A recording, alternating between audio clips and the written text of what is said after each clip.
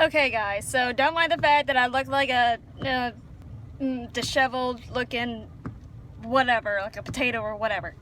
So, yeah, I'm in my car right now. I literally just got off of work, and it's raining outside. I don't know if you guys can hear it. It's a little too bright.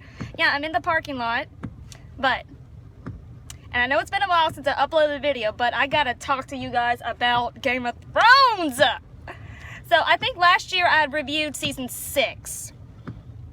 I'm pretty sure I did. I have to go back and check on my channel, see if it's all good.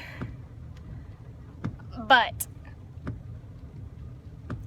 just a fair warning for you guys, if you have not watched Game of Thrones ever, or if you haven't watched season 7 yet or watched the finale yet, this is a major spoiler alert. So be prepared. Okay, so I think what this whole season is about is realization, coming to terms with something, and not redemption, but revenge. Most definitely revenge. And yeah, mostly realization and revenge, I think, and coming to terms with something, I would say. But this season has been like my favorite season so far. I mean, they really did well with this season. I think the action scenes were awesome. I mean, the storylines were great. Even the characters were just like, their story arcs like went so well, I think. Probably a lot of people like disagree with me, but that's fine. Everybody has their own opinion. I'm just saying mine. Okay. Let's talk about characters. Okay, why isn't Cersei not dead yet? Are you freaking kidding me? I mean, at this point, I'm over her. I don't really care anymore. I mean, I do care, but at the same time, I don't. I just want this bitch to die.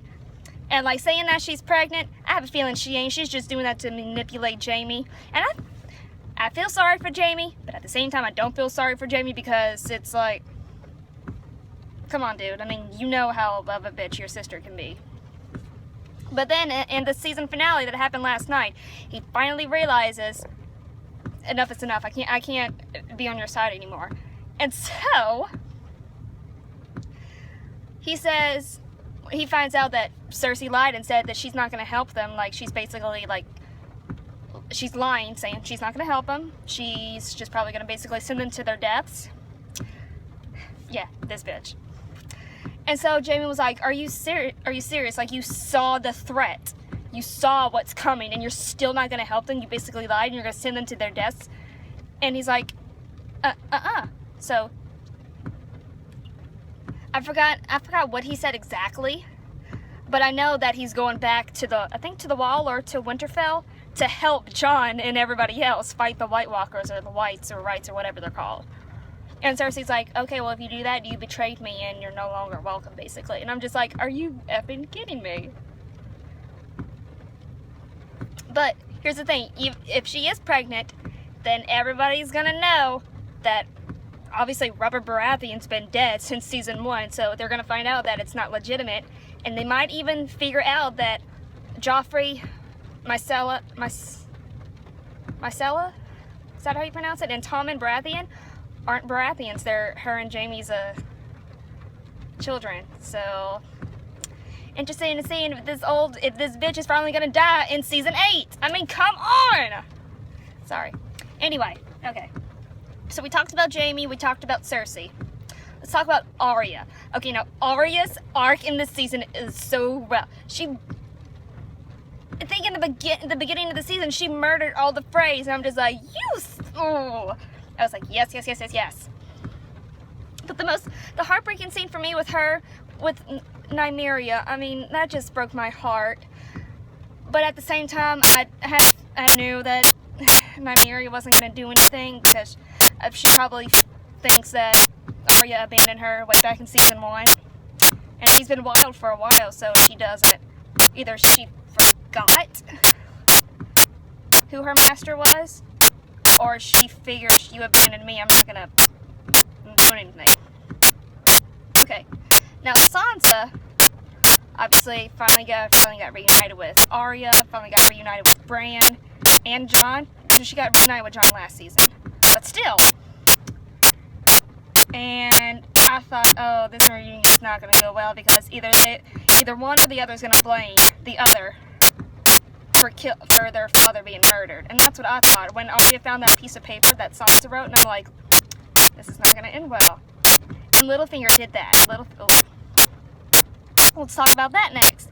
Okay, what Arya and Sansa did to Littlefinger, I was just like, when she said, how do you plead, Lord Baelish? I was like, oh, it's about to go down. I was like, I was so freaking happy.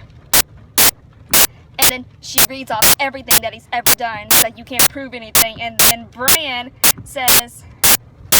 just basically says, yeah, you did. Like, you were the one that betrayed my father. Like, you put the dagger, I think it was a dagger, up to his own, like, you shouldn't have trusted me.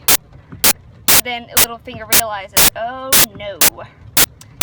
So he tries to, like, say, I was in love with your mother, I was in love with you, and then Sansa was just like, but you betrayed both of us. And so she gives the secret to Arya, and Arya just, like, takes the dagger and then just slits his throat. And I was like, yes, Littlefinger's dead. Now Cersei's turn. Yeah. Alright. Okay, now let's get into the whole Jon Snow and Daenerys thing. Guys, you know who Jon Snow's parents are. It's Rhaegar Targaryen and Lyanna Stark.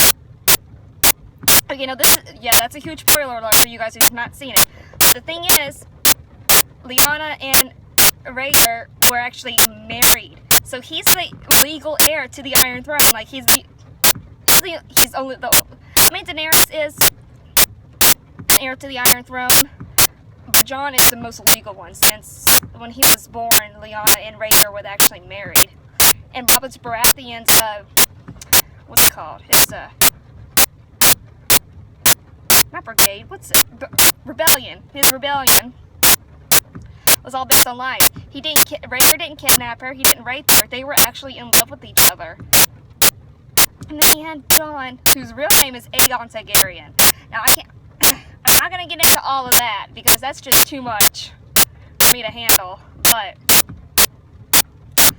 so technically Daenerys is Jon's aunt, but at the same time, fans around the world are shipping those two together, and we finally got to see them get it on last night, and we know it's incest, we know it's wrong, but we can't help but root for these two, but I was like, oh my god, yes, oh my god.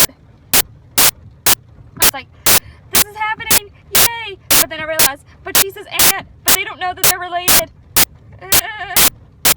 But yeah, next season, I think next season one of them's gonna die. Well, Jon's probably gonna die again. Not get resurrected, but I have a feeling Daenerys is gonna die next season. I just got that feeling. We already saw one of her children die. I had to change the channel for a minute, because it's like, no, why Viserion?